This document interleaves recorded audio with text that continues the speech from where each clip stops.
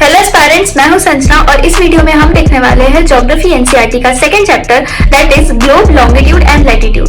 तो जैसे कि हमें पता है कि जो एनसीईआरटी है वो बहुत ही ज्यादा यूजफुल है हमारे सारे गवर्नमेंट एग्जामिनेशंस के लिए, जैसे यूपीएससी, एमपीएससी, स्टेट पीसीएस, सब कुछ।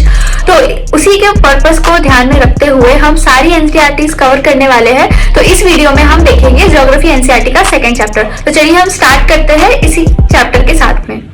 तो जैसा कि हमने प्रीवियस चैप्टर में देखा था कि जो अर्थ है उसका कंप्लीट सर्कुलर जो शेप है वो नहीं है, वो थोड़ा सा फ्लैटेंड है उसके पोल्स से, ठीक है। वो कंप्लीट सर्कुलर ना होते हुए वो थोड़ा सा पोल से जो है वो फ्लैटेंड है। तो उस वजह से क्या होता है कि जो अर्थ का जो शेप है वो थोड़ा सा ऐसा हमें नजर आता है, ठीक है। ये मेरा थोड़ा उतना परफेक्ट नहीं बना है पर आप समझ सकते हैं। इसीलिए अगर हमें अर्थ को अगर हमें अच्छे से देखना है तो हमारे पास में एक बहुत ही अच्छा एक इन्वेंशन हम बोल सकते हैं जिसे, वो है ग्लोब। ग्लोब अगर हमने देख लिया इसका मतलब कि हमने अर्थ का शेप देख लिया, ठीक है। अब ग्लोब जो है वो बहुत ही अलग अलग डिफरेंट साइजेस में आते हैं, शेप्स में आते हैं। शेप्स तो उसका एक ही होता है पर उसके साइजेस अलग अलग हो सकते हैं। कोई ग्लोब बड़ा होता है, कोई ग्लोब बहुत छोटा होता है। तो जैसे कि हम देख सकते हैं उसमें कि उसमें कंट्रीज के जो साइज है वो भी उसमें बहुत अच्छी तरीके से डिफाइंड होते हैं, ठीक है। और जो ग्लोब है उसमें जिस तरीके से कंट्री के साइजेस दिखाए जाते हैं वो एकदम रियल होते हैं। वैसे ही हमारी अर्थ को अगर हमने मून से देखा तो हमें एग्जैक्टली वैसे ही नजर आएगा सब कुछ, जैसे कि हमें ग्लोब को देख करके समझ सकते हैं, ठीक है। अब हम देखते हैं कि इस चैप्टर का इंपॉर्टेंस क्या है। इसमें दिया है कि लैटिट्यूड्स एंड लॉन्गिट्यूड्स जो कि इसकी हेडिंग है। तो सबसे ज्यादा इंपॉर्टेंट एक बहुत ही ज्यादा इंपॉर्टेंट क्वेश्चन साइंटिस्ट के दिमाग में आया कि अगर अर्थ जो है वो एक सर्कुलर फॉर्म में है, ठीक है। सर्कुलर फॉर्म में होने की वजह से अगर हमें किसी एक पॉइंट की लोकेशन हमें फाइंड आउट करनी है, जैसे कि यहाँ की, तो हम उसे कैसे फाइंड आउट करेंगे, ठीक है। उसके लिए हमें हेल्प करने के लिए एक और नई स्टडी की गई जिसमें हमें लैटिट्यूड्स एंड लॉन्गिट्यूड की पढ़ाई करनी पड़ी और उसके हेल्प से हम अर्थ के सरफेस पर कोई भी अगर एक पॉइंट अगर हमें उसकी लोकेशन फाइंड आउट करनी है तो हम उसे फाइंड आउट कर सकते हैं लैटिट्यूड्स एंड लॉन्गिट्यूड्स की मदद से, ठीक है। तो अभी हम इसे आगे देख लेते हैं कि हम इसे कैसे इंप्लीमेंट करने वाले हैं। अब हम देखते हैं कि एक्सिस मतलब क्या होता है, ठीक है। एक्सिस को समझने का सबसे एक इजी तरीका है कि जो एक लाइन जो कि अर्थ के बीच से जाती है, ठीक है। जैसे कि हम समझ लेते हैं कि ये हमारी अर्थ है, इसके बीच से जो एक लाइन जाएगी यहां से, ठीक है। ये जो अर्थ है इसका ये टॉप वाला साइड है और ये उसका बॉटम वाला साइड है, ठीक है। अर्थ के जो सेंटर से एक लाइन जाएगी जो कि नॉर्थ पोल और साउथ पोल को कट करेगी और उसके सेंटर से जाएगी, ठीक है। जैसे कि अर्थ है, ये अर्थ का नॉर्थ पोल है और ये है अर्थ का साउथ पोल और ये है अर्थ का सेंटर। इन तीन पॉइंट को जो कनेक्ट कर रही है लाइन, ये साउथ पोल है, इन तीन पॉइंट को जो ये लाइन कनेक्ट कर रही है उसको हम बोलेंगे एक्सिस, ठीक है। अब क्योंकि हमें पता है कि जो अर्थ है वो एकदम सीधी नहीं होती है, ये स्फेरिकल है तो ये थोड़ी टिल्टेड होती है, ठीक है।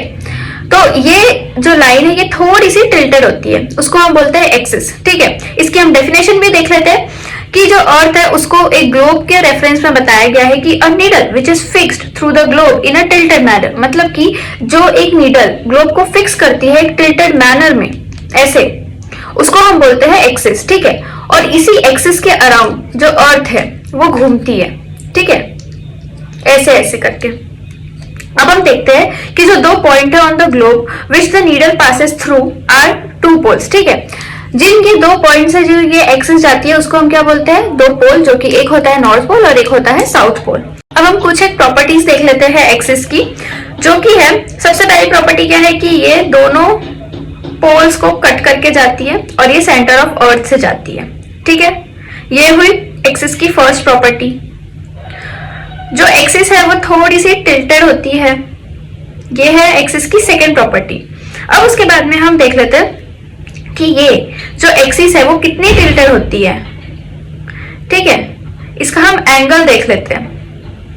अब जैसे कि हम देखें, जैसे कि हमने ये अपना हाथ रखा है नॉर्मल पोजीशन पे, तो ये वर्टिकल जो लाइन है जो कि अर्थ के सेंटर से जाती है और ये है एक्सिस जो कि अर्थ के ये भी सेंटर से ही जाती है, ठीक है। अब इन दोनों के बीच का जो एंगल है ये है 23.5 डिग्री का एंगल, ठीक है। तो ये हो गई हमारी अर्थ के सेंटर से निकलने वाली एक परपेंडिकुलर लाइन और ये है हमारी एक्सिस, और इन दोनों के बीच का जो एंगल है वो होता है 23.5 डिग्रीज।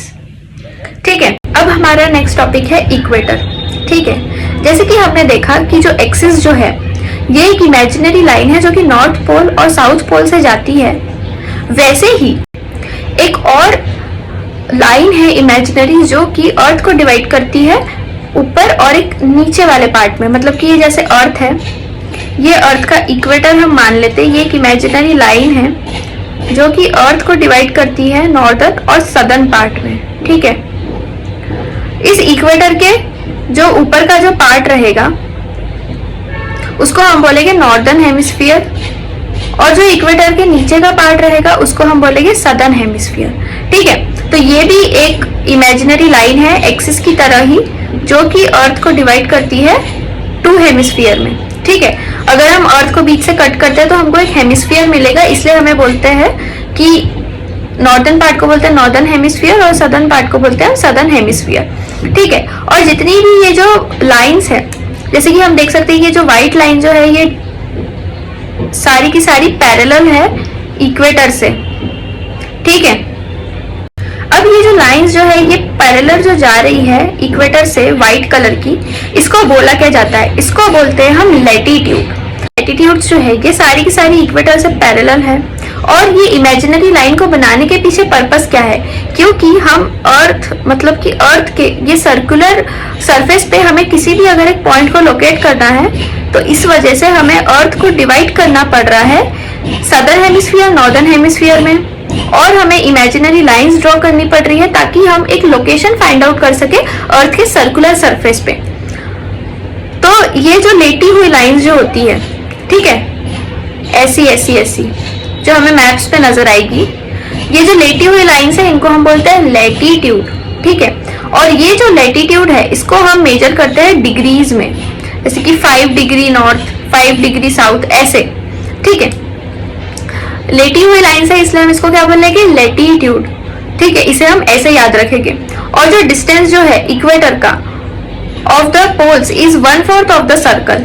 अब अगर हम देखें जो इक्वेटर जो है वो पोल से उसका डिस्टेंस कितना है, वो है 1/4 ऑफ द सर्कल। ये देखो, जैसे कि ये अर्थ का ये हमने ये बना दिया, अर्थ का ये सरफेस सर्कुलर वाला। ठीक है, ये है हमारा इक्वेटर। अब इक्वेटर के इस पॉइंट से इस पोल के पॉइंट तक के अगर हमें जाना है तो इसके बीच का डिस्टेंस कितना होगा? ये होगा सर्कल के डिस्टेंस के 1/4। ठीक है, इसलिए यहाँ पर क्या बोला गया है कि either of the pole distance from the equator to either of the pole, या फिर अगर हम इक्वेटर से या इस पोल पे जाए या हम इक्वेटर से इस पोल पर जाए, दोनों का जो डिस्टेंस जो होगा ये होगा 1/4 ऑफ द सर्कल। ठीक है, it will measure as 1/4 of 360 degree, that is 90 degree. ठीक है, अब अगर हमने 1/4 ऑफ डिस्टेंस मतलब कि अगर हमने डिग्री में कैलकुलेट करते हैं, जैसे हमने बोला लैटिट्यूड को, अगर हमने पूरा जो ये सर्कल का पूरा एक सर्कल कितने डिग्री का होता है, वो होता है 360 डिग्री। ठीक है, उसका 1/4 हो जाएगा 90 डिग्रीज। इसलिए हम बोलते हैं कि जो इक्वेटर का जो डिस्टेंस है पोल्स तक के, ये होता है 90 डिग्री, और पोल पे होता है हमेशा 90 degree north and 90 degree south. ठीक है, इसको हम फिर से एक बार देखते हैं क्योंकि हमें वीडियो के साथ साथ ही सब कुछ चीजें लर्न करनी है, हमें बार बार एनसीईआरटी को रीड नहीं करना है। ठीक है, इस पॉइंट पर क्या लिखा हुआ है कि जो distance from the equator to either of the pole, मतलब कि इक्वेटर का जो डिस्टेंस है इस पोल के तरफ जाए या हम इस पोल के तरफ जाए, वो कितना होता है 1/4 ऑफ द सर्कल। क्योंकि यहाँ पर हम देख सकते हैं अगर हमने सिर्फ इतना पार्ट को कंसिडर किया, इसको हम कलर चेंज करके देख लेते हैं अच्छे से तो ज्यादा अच्छे तरीके से समझ में आएगा। अगर हमने सिर्फ इतने पार्ट को ऑब्जर्व किया तो ये होता है 1/4 ऑफ सर्कल। ठीक है, तो 1/4 ऑफ सर्कल कैसे? 1/4 of 360 degree, that is 90 degree. ठीक है, तो ये समझ में आ गया कि ये 90 डिग्री नॉर्थ और ये 90 डिग्री साउथ हमने डिस्टेंस कैसे निकाले, 1/4 ऑफ द सर्कल से। ठीक है, अब अगर हम देखें कि ये जो है ये है इक्वेटर, सेंटर वाली इमेजिनरी लाइन, और ये जो नीचे जो व्हाइट लाइंस जो है ये भी इमेजिनरी जो है, ये साउदर्न पार्ट में अगर अर्थ के है तो ये जो है इसको बोलेंगे सदर्न लैटिट्यूड्स और इसको हम बोलेंगे नॉर्दर्न लैटिट्यूड्स। ठीक है, north latitude and south latitude, ऐसे इसको हम नाम देंगे। अब इससे तो समझ में आ गया कि इक्वेटर क्या है। देखते हैं कि importance of parallels of latitude. अगर हम यहाँ पर देखें, एक सबसे ज्यादा इंपॉर्टेंट जो लैटिट्यूड है, सबसे बड़ी लैटिट्यूड कौन सी है, वो है इक्वेटर, जो कि सेंटर से जाती है, जो कि नॉर्थ और साउथ ये दोनों हेमिस्फीयर को डिवाइड करती है। ठीक है, उसके अलावा और कौन से इंपॉर्टेंट लैटिट्यूड है, एक तो नॉर्थ 90 डिग्री नॉर्थ और 90 डिग्री साउथ, इसको हम इंपॉर्टेंट मानते हैं। और इन दोनों के अलावा और 4 ऐसे लैटिट्यूड्स हैं जो कि बहुत ज्यादा इंपॉर्टेंट है। अगर हम इक्वेटर से ऊपर गए, इक्वेटर हमेशा होता है 0 डिग्रीज पे। ठीक है, इक्वेटर है 0 डिग्री पे, नॉर्थ पोल है 90 डिग्री पे, और इक्वेटर फिर से 0 डिग्री पे, और साउथ पोल है 90 डिग्री पे। ठीक है, ये है 90 डिग्री साउथ, ये है 90 डिग्री नॉर्थ ऊपर, और ये नीचे। अब इनके बीच में डिग्रीज जो है, जैसे जैसे हम ऊपर जाएंगे तो डिग्रीज बढ़ती जाएगी। कैसे, 1 2 3 4 5 6 ऐसे ये जाएगी पूरी 90 तक के। ठीक है, तो बीच में हमें एक पॉइंट मिलता है जो कि है 23.5 degree north and 23.5 degree south. ठीक है, ये दो पैरेलल्स ऑफ लैटिट्यूड। फिर हमें एक और उसके ऊपर थोड़ा जाएंगे तो हमें मिलेगा 66.5 डिग्री नॉर्थ, 66.5 डिग्री साउथ। ठीक है, ऊपर जाएंगे तो हमें मिलेगी नॉर्थ वाली, नीचे जाएंगे तो हमें मिलेगी साउथ वाली। तो ये जो एंगल जो है ये बहुत ज्यादा इंपॉर्टेंट है, क्योंकि ये जो एंगल है ये हमें कैसे निकाला है हमने, ये सन की जो लाइट जिस डायरेक्शन में पड़ती है उससे, ये हम देखने वाले हैं आगे। तो 23.5 डिग्री नॉर्थ में जो लैटिट्यूड है उसको हम बोलते हैं ट्रॉपिक ऑफ कैंसर। ठीक है, और 20.5 डिग्री साउथ में हम इस लैटिट्यूड को बोलते हैं ट्रॉपिक ऑफ कैप्रिकॉर्न। ठीक है, और 66.5 डिग्री नॉर्थ में होता है आर्कटिक सर्कल, और 66.5 डिग्री साउथ में होता है एंटार्क्टिक सर्कल। ठीक है, अगर हम देखें इस पैरेलल्स ऑफ लैटिट्यूड की मदद से हमने अर्थ को डिवाइड करा है डिफरेंट जोन में। अगर हम यहाँ पर देखें तो ये है सबसे पोल में जो आते हैं वो है फ्रिजिड जोन, जो कि बहुत ज्यादा ठंडे होते हैं। फिर थोड़े कम ठंडे वाले आते हैं टेम्परेट जोन दोनों साइड में। ठीक है, और बीच में जो है वो आता है टॉरिड जोन, जो कि सबसे ज्यादा गर्म होता है, जो कि होता है इक्वेटर पे, जो कि होता है 0 डिग्रीज पे। ठीक है, तो इसी तरह से हमारी 4 जो ये पैरेलल्स ऑफ लैटिट्यूड है ये बहुत ज्यादा इंपॉर्टेंट है हमारी स्टडी में।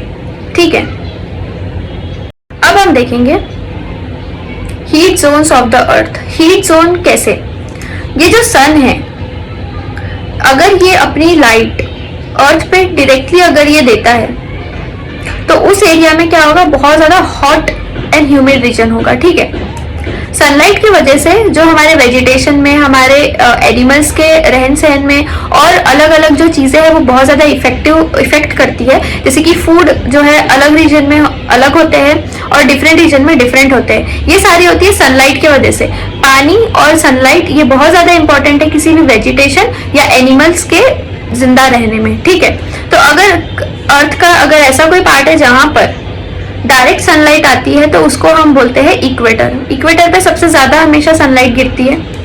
ठीक है, और ये जो इतना एरिया है यहाँ पे हमेशा मैक्सिमम सनलाइट एरिया होता है। ठीक है, और जैसे जैसे जब हम दूर जाते हैं इक्वेटर से, जब हम दूर जाते हैं तो जो सनलाइट जो है वो कम होते जाती है। ठीक है, इसीलिए यहाँ पर ऊपर वाले जो रीजन में जो है ये टेम्परेट जोन आ जाता है। और जो पोल्स जो हम बोलते हैं 90 डिग्री नॉर्थ और 90 डिग्री साउथ में, ये पोल्स में कभी भी अच्छे से सनलाइट नहीं गिरने की वजह से यहाँ पर हमेशा बर्फीला स्पेस होता है। ठीक है, हमेशा यहाँ पर पानी तो मतलब प्रेजेंट नहीं होता इतने अच्छे से, पर यहाँ पर हमेशा जो पानी है वो बर्फ के फॉर्म में हमें मिलता है।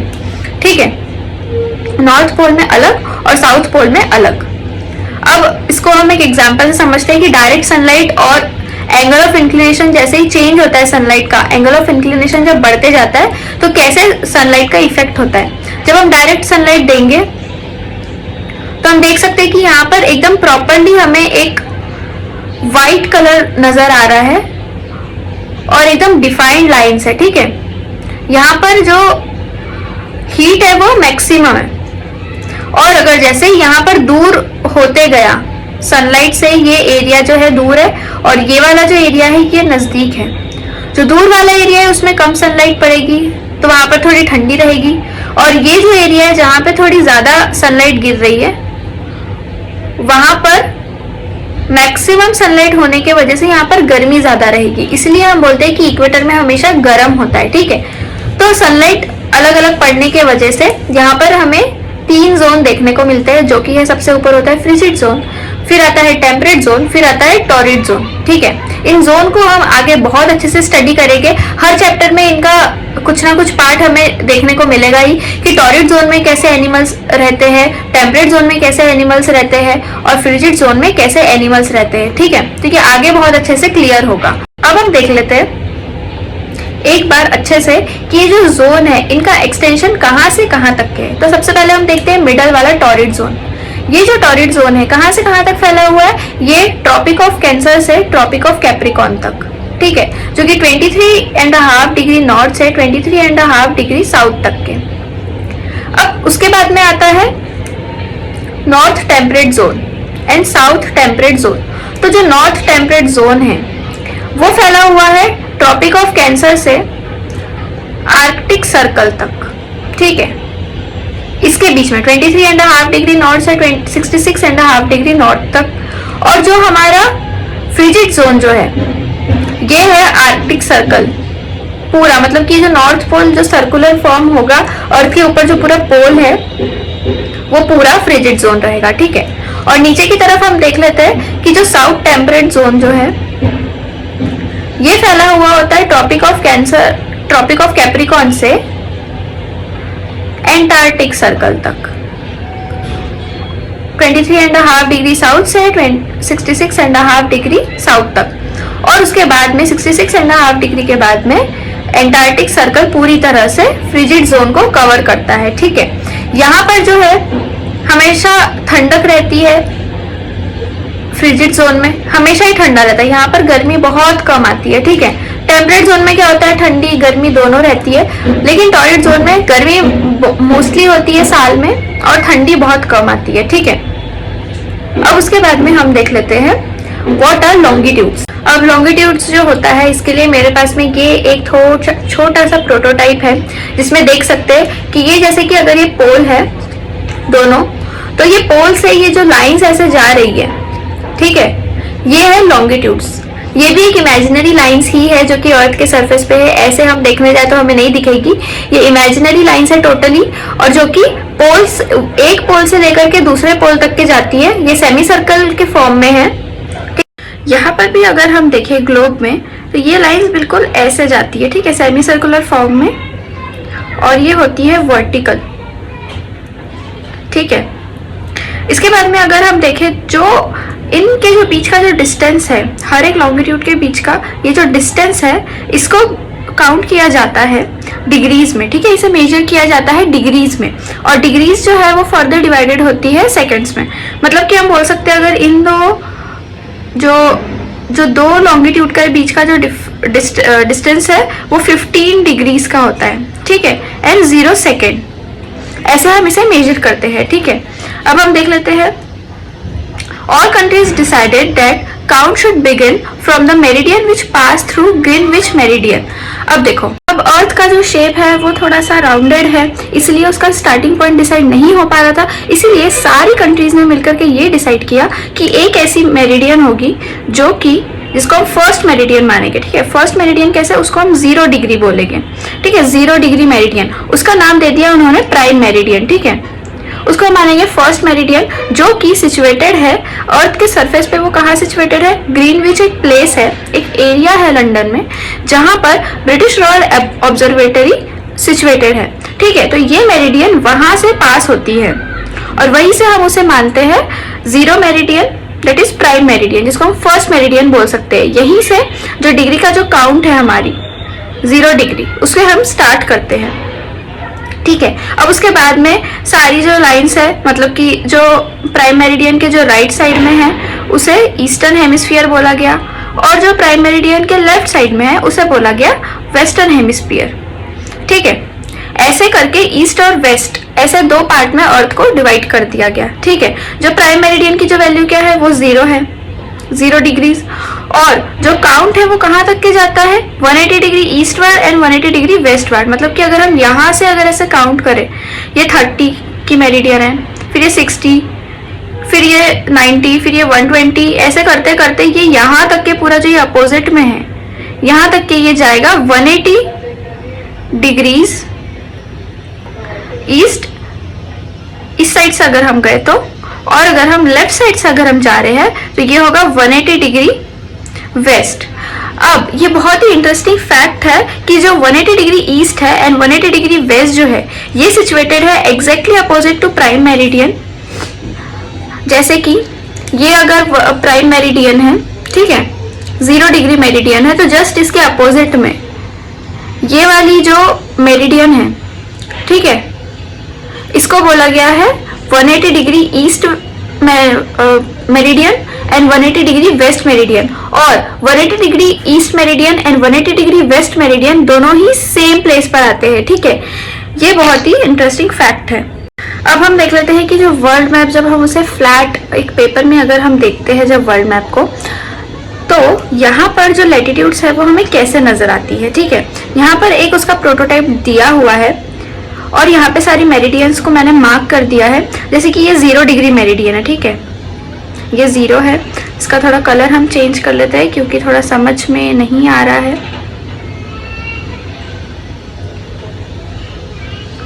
ये है 0 डिग्री मेरिडियन, ठीक है। उसके बाद में अगर हम देखें, ये है 30 डिग्री ईस्ट मेरिडियन, ठीक है, और यही है 30 डिग्री वेस्ट मेरिडियन, ठीक है। यहाँ पर आएगा ईस्ट, यहाँ पर आएगा वेस्ट। फिर ये है 60 डिग्री ईस्ट मेरिडियन, फिर ये 90 डिग्री ईस्ट मेरिडियन, ये 120 डिग्री ईस्ट मेरिडियन, ये 150 डिग्रीज ईस्ट मेरिडियन, और ये आएगा 180 डिग्री ईस्ट मेरिडियन, ठीक है। इस तरह से ईस्ट मेरिडियन सारी डिफाइन हो गई, ठीक है।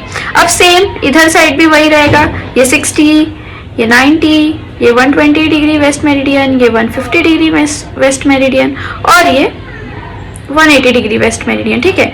इस तरह से जो ग्लोब है उसको हमने ओपन कर दिया है। मतलब कि जैसे अगर ग्लोब अगर ऐसे बंद था पूरा, तो उसको हमने ऐसे ओपन कर दिया है, ठीक है। और फिर हम यहाँ पे सारे मेरिडियंस को मार्क करते जा रहे हैं एक एक करके। तो कुछ इस तरह से हम ग्लोब को जब ओपन करेंगे तब हमें ये फिगर दिखेगा, पर एक्चुअल में ये ऐसा नहीं होता है। जब हमें एक्चुअली एक किसी पॉइंट को लोकेट करना होता है अर्थ के सरफेस पे, तो ये सारी मेरिडियंस को हम वर्टिकल फॉर्म में देखते हैं, ठीक है, बिल्कुल इस तरह से क्रीस क्रॉस मैनर में, ठीक है। तो अगर हमें कोई भी अगर पॉइंट लोकेट करना है जैसे अर्थ सरफेस पर यहाँ पर, ठीक है, तो हम क्या करेंगे, इसके बीच का हम निकाल लेंगे कि यहाँ पर लॉन्गिट्यूड कौन सी है और यहाँ पर लैटिट्यूड कौन सी है, ठीक है। और जब हमने लॉन्गिट्यूड और लैटिट्यूड अगर हमने फाइंड कर लिया, तब हमें पता चल जाएगा कि इस पॉइंट की जो लोकेशन है अर्थ सरफेस पे वो क्या होगी, ठीक है। अब ये 6th क्लास की एनसीईआरटी है, इसमें इतना ज़्यादा डिटेल में नहीं दिया गया है कि हम अर्थ के सरफेस पे लॉन्गिट्यूड और लैटिट्यूड का यूज़ करके हम एक किसी पर्टिकुलर पॉइंट को कैसे लोकेट करेंगे, ठीक है। जो कि एक्चुअली में जब प्रैक्टिकल लाइफ में अगर हम देखें तो जो भी ये जो प्लेन्स हवा में उड़ते हैं, ठीक है, जितने भी एरोप्लेन्स हैं वो लोग कैसे लोकेट करते हैं, लॉन्गिट्यूड एंड लैटिट्यूड की मदद से। किसी भी एयरपोर्ट पे अगर उन्हें लैंड करना है तो वो क्या करते हैं, लैटिट्यूड और लॉन्गिट्यूड की मदद से ही वो लोग लैंड कर पाते हैं एक पर्टिकुलर लोकेशन की लैटिट्यूड एंड लॉन्गिट्यूड पता करके, ठीक है। तो अभी हम एक देख लेते हैं सिंपल सा तरीका कि हम कैसे इसे करेंगे। अभी हमने यहाँ पर ड्रॉ कर ली है अपनी सारी लैटिट्यूड एंड लॉन्गिट्यूड, 5-5 हमने ड्रॉ कर ली है ताकि हमें एक सेंटर भी मिल जाए। सपोज कि ये 0 डिग्री मेरिडियन है, ठीक है, और ये है 0 डिग्री इक्वेटर, ठीक है। तो अभी हमने क्या देखा कि जो 0 डिग्री इक्वेटर के जो ऊपर जितनी भी लैटिट्यूड्स होती है उसको हम बोलते हैं नॉर्थ लैटिट्यूड्स, ठीक है, और जो 0 डिग्री इक्वेटर के जो नीचे होती है उसको हम बोलते हैं साउथ लैटिट्यूड्स, ठीक है। और 0 डिग्री मेरिडियन के राइट साइड में क्या होती है, ईस्टर्न लॉन्गिट्यूड्स, और वेस्ट साइड में क्या होती है, मतलब लेफ्ट साइड में वेस्टर्न लॉन्गिट्यूड्स, तो अब क्या करेंगे कि हम किसी भी एक पॉइंट को पहले तो लोकेट करने की कोशिश करेंगे, ठीक है। सपोज करो कि हम लोग पॉइंट कर रहे हैं ये वाला पॉइंट, ठीक है। तो इस पॉइंट की लैटिट्यूड एंड लॉन्गिट्यूड कैसे हम फाइंड आउट करेंगे, ठीक है। सबसे पहले हम ये चेक करेंगे कि ये जो पॉइंट है ये प्राइम मेरिडियन के राइट साइड में है या प्राइम मेरिडियन के लेफ्ट साइड में है, ठीक है। तो सबसे पहले अगर हम देखें तो ये जो पॉइंट है ये प्राइम मेरिडियन के राइट साइड में आता है, ठीक है। इस ये जो लाइंस है इनको हम एक्चुअली डिग्रीज दे देते हैं। ये हुए 30 डिग्री ईस्ट ये दोनों, और ये हुआ 30 degree and 60 degree west. Same हम इक्वेटर को भी दे देते हैं 30 degrees north, 60 degrees north, 30 degree south and 60 degree south, ठीक है। अब इस पॉइंट को हम देखते हैं कि ये जो पॉइंट है ये प्राइम मेरिडियन के राइट साइड में होने की वजह से ये होगा 30 डिग्रीज ईस्ट, ठीक है, 30 डिग्रीज ईस्ट। फिर उसके बाद में अगर हम देखें इक्वेटर के ये ऊपर है या ये नीचे है। इक्वेटर के हम देख लेते हैं कि ये नीचे है, नीचे होने की वजह से क्या होगा, ये साउदर्न हेमिस्फीयर में आ जाएगा, जो कि होगी इसी लाइन पर ये है, तो ये होगा 30 डिग्री साउथ। तो सबसे पहले क्या होता है कि जब हम लॉन्गिट्यूड एंड लैटिट्यूड के फॉर्म में जब हम किसी भी एक पॉइंट को लिख रहे होते हैं तो हम सबसे पहले लैटिट्यूड को लिखते हैं, ठीक है।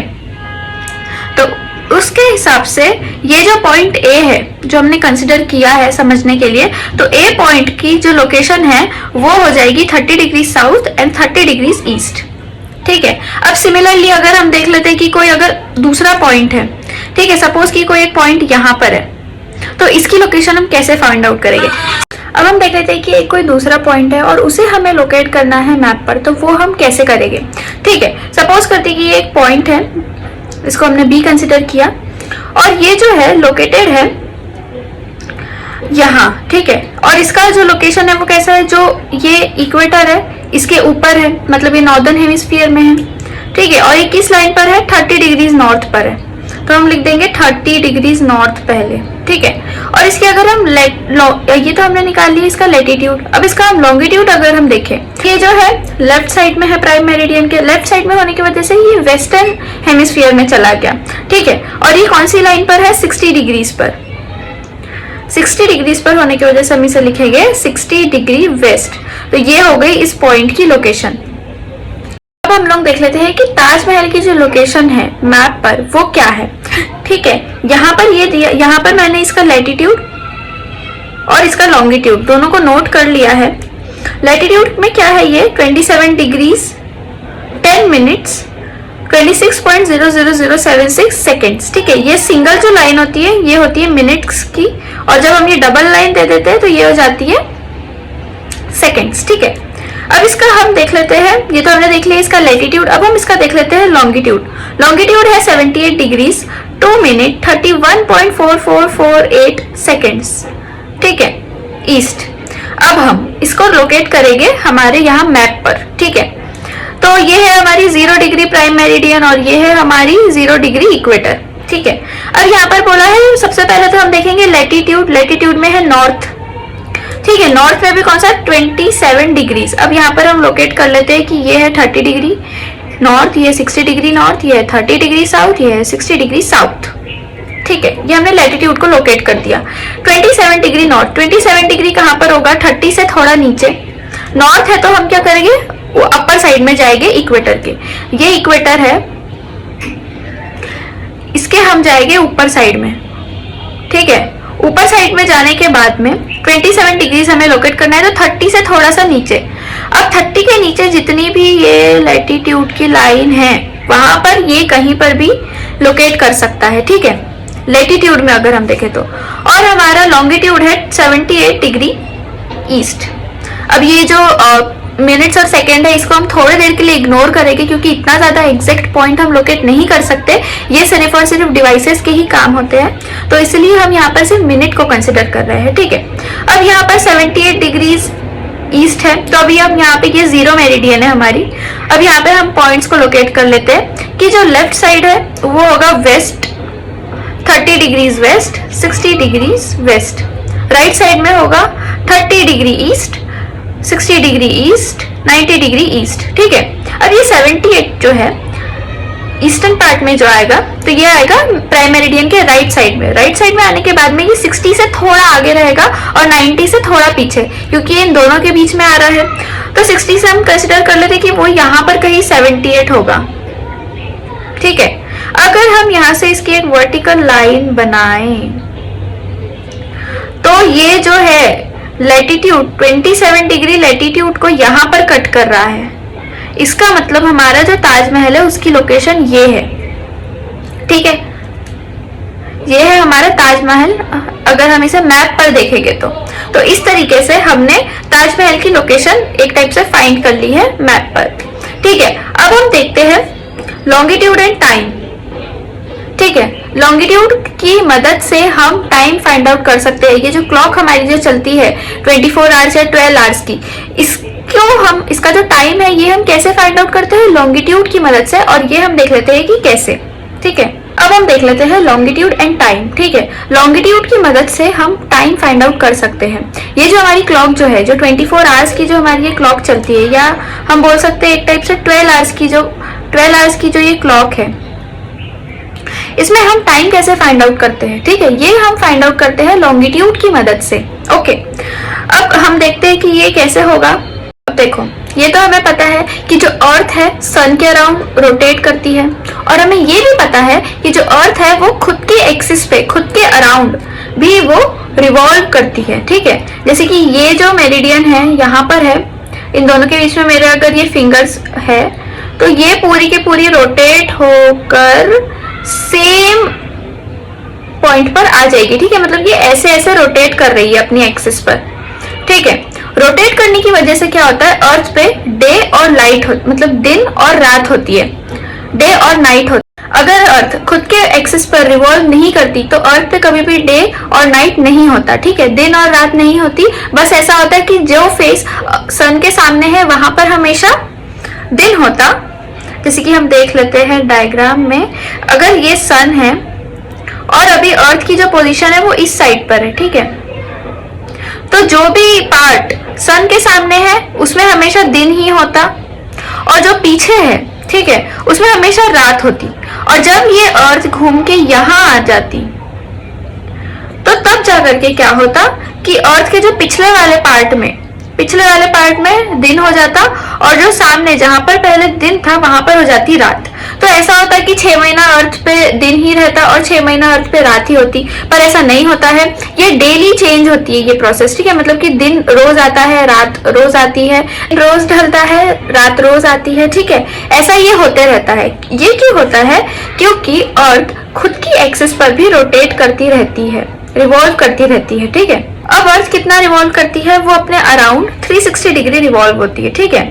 एक दिन में अर्थ पूरा रिवॉल्व होती है 360 डिग्री, और ये कितनी देर में कंप्लीट करती है? 24 आवर्स में।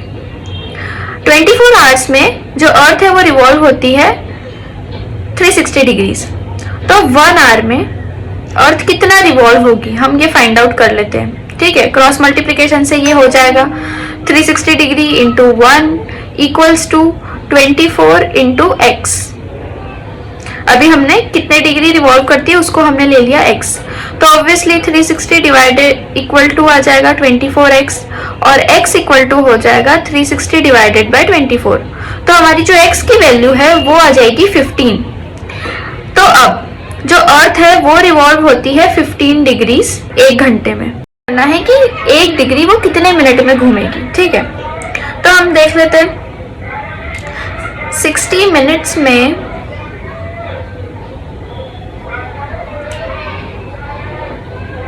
अर्थ रोटेट करती है 15 डिग्रीज, तो कितने मिनट में अर्थ रोटेट करेगी 1 डिग्री, ठीक है। तो फिर से हम कर लेंगे क्रॉस मल्टीप्लिकेशन, जहां पर क्वेश्चन मार्क है वहां पे हम दे देंगे x। तो ये क्या हो जाएगा 15 into x equal to 60 into 1। तो x की वैल्यू आ जाएगी 60 डिवाइडेड बाय 15, दैट इज 4, ठीक है। तो जो अर्थ है वो रोटेट करेगी। तो देखो इससे हमें क्या पता चल गया कि जो अर्थ है वो रोटेट करती है 1 डिग्री कितनी देर में? 4 मिनट में। ठीक है, ये हमारा कंक्लूजन निकला।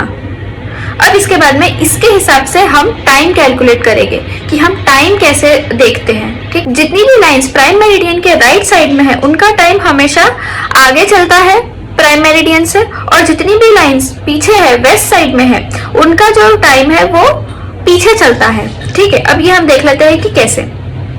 हम सपोज कर रहे हैं कि प्राइम मेरिडियन पे बज रहे हैं 12, तो अगर कोई एक ट्रैवलर है उसने ट्रैवल किया, जब वो 0 डिग्री प्राइम मेरिडियन पे था तब बज रहे थे दोपहर के 12। जब वो 1 डिग्री से आगे गया, ठीक है, लॉन्गिट्यूड में हॉरिजॉन्टली यहाँ पे जब वो आगे गया तो उसका टाइम उसको शो करेगा 12:04। ठीक है, 12:04 जब उसे शो होगा तो वो थोड़ा और आगे जाएगा, तो उसका जब वो 2 डिग्री पे चला जाएगा तो उसका जो टाइम है वो उसको शो करेगा 12:08। ठीक है, क्योंकि हर डिग्री पे जो टाइम है वो 4 मिनट से बढ़ता है। तो सपोज करो कि वो जो ट्रैवलर है वो 15 डिग्री आगे चला गया, तो उसका टाइम डायरेक्टली 1 घंटे से बढ़ जाएगा। ठीक है, कैसे? 15 इंटू 4 कर देंगे। 15 इंटू 4 इक्वल टू क्या होता है? 60। तो ये हमारा जो टाइम है उसमें हम 60 ऐड कर देंगे, तो मतलब हमारा बच जाएगा 1। ठीक है, अब ये तो हुई बात कि अगर वो प्राइम मेरिडियन के ईस्ट साइड में गया। ठीक है, अगर वो वेस्ट साइड में आएगा, ईस्ट साइड में गया है इसलिए उसका टाइम जो है वो 1 बजा है। अगर वो वेस्ट साइड में आएगा तो उसके घड़ी में बज रहे होंगे तब 11। ठीक है, इसलिए क्या होता है कि देश के अलग अलग कोने में अलग अलग टाइम हम बोलते हैं कि रहता है। हम जो है वो प्राइम मेरिडियन के ईस्ट साइड में है, इसलिए हमारा जो टाइम है वो वेस्ट वालों से, मतलब कि जो प्राइम मेरिडियन पे जो लोग हैं लंदन वाले लोगों से, हमारा जो टाइम है वो आगे चलता है। और जितने भी कंट्रीज वेस्टर्न पार्ट में आती है उनका जो टाइम है लंदन के हिसाब से वो पीछे चलता है। ठीक है, और हमारा टाइम कितना आगे चलता है? 5.5 घंटे आगे। ठीक है, अब 1 घंटा टाइम आगे होने के लिए 15 डिग्री जरूरत होती है। ठीक है, तो यहाँ पे देखो 5 घंटे आगे है, मतलब कि हमें 15 इंटू 5 75 डिग्रीज हम लंदन से आगे है, हम ये बोल सकते हैं। ठीक है, अभी हम देखेंगे प्रॉपर्ली कि इंडिया कितने से कितने लॉन्गिट्यूड पे आता है और इंडिया के ही अंदर टाइम में कैसे कैसे चेंजेस आते हैं। ठीक है, वो होगा नेक्स्ट स्लाइड में।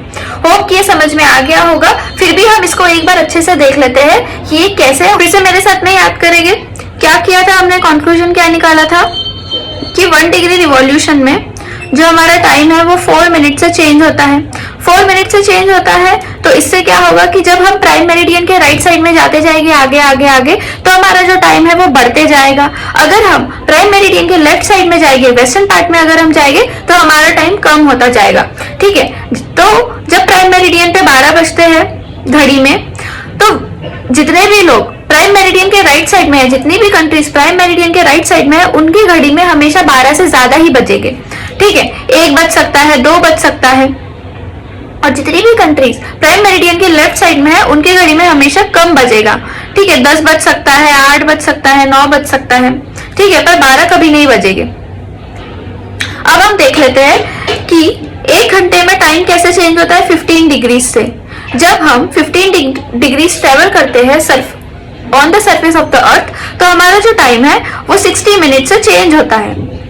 ठीक है, तो सपोज करो कि अगर मैं यहाँ पर, अगर मैं लंदन में हूँ और अगर मैंने इंडिया कॉल किया कि ठीक है, तो वहां के टाइम में कैसे चेंजेस आ रहा है कि लंदन में बैठने वाले के इंसान के घड़ी में बज रहे हैं 12, और अगर इंडिया में कोई पर्सन अगर बैठा है तो उसके उधर बज रहे हैं 5:30 शाम के।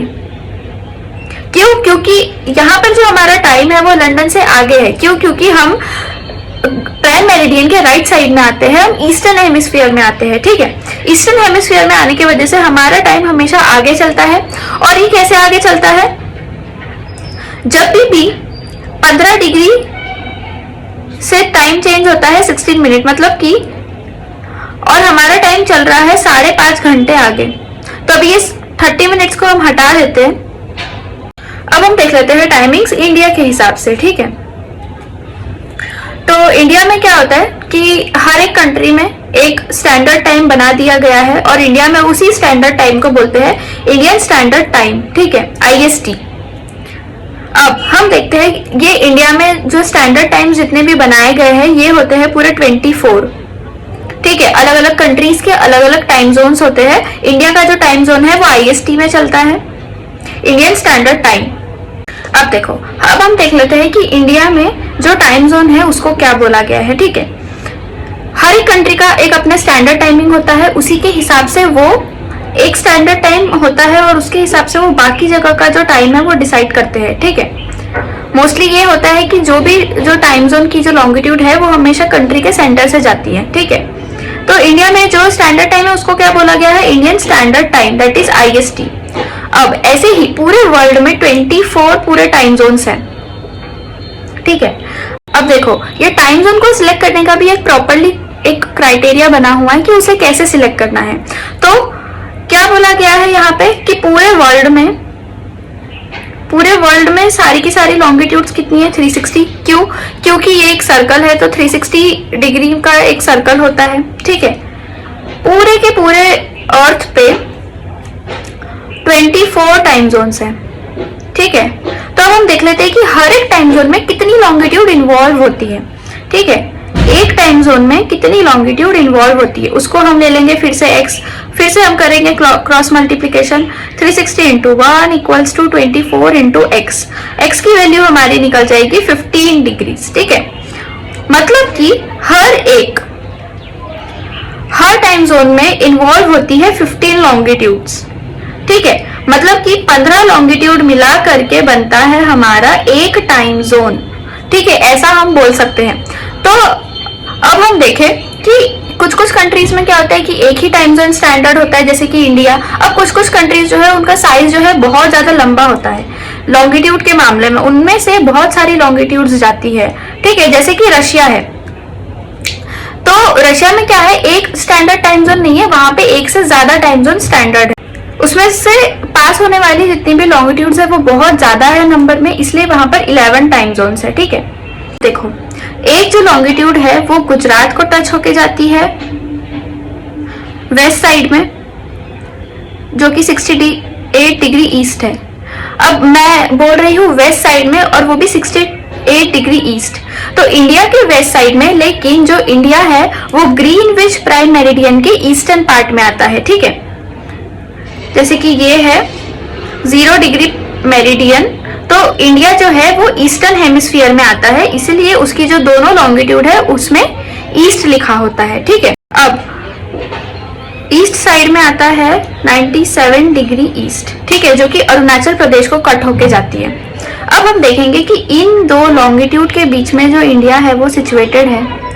अब इन दोनों के बीच में का जो लाइन है वो है 82.5 डिग्री ईस्ट, ठीक है। ये देखो, ये इंडिया के एकदम सेंटर से जाती है, इसी को हमने माना है इंडियन स्टैंडर्ड टाइम, ठीक है। यही है हमारी IST की लाइन, ठीक है। अब जो भी टाइम होता है इस लाइन पे उसको माना जाता है स्टैंडर्ड टाइमिंग ऑफ इंडिया। अब ये स्टैंडर्ड टाइम माना जाता है और इसके ही हिसाब से बाकी जगहों का जो टाइम है वो डिसाइड होता है, ठीक है। देखो, जो हमारे जो ये क्लॉक में जो भी टाइम चलता है वो IST के हिसाब से चलता है, जो IST का लोकल टाइम है उसके हिसाब से। पर एक्चुअल में अगर हम देखें तो इंडिया के ही बीच में गुजरात और अरुणाचल प्रदेश, ठीक है, इन दो प्लेसेस के बीच में जो टाइम का जो गैप है वो होता है 2 आवर्स का, ठीक है। अब 2 आवर्स का जो ये गैप है, 2 आवर्स का गैप हमें कैसे पता चलता है, क्योंकि जो सन है वो सबसे पहले कहाँ पर राइज होता है, ईस्ट साइड में। तो ईस्टर्न स्टेट्स में जो सन है वो 5 बजे ही राइज हो जाता है, जबकि गुजरात में वही सन 7 AM को दिखता है, ठीक है। तो इससे हमें ये पता चलता है कि जो स्टैंडर्ड टाइम हमने माना है IST से,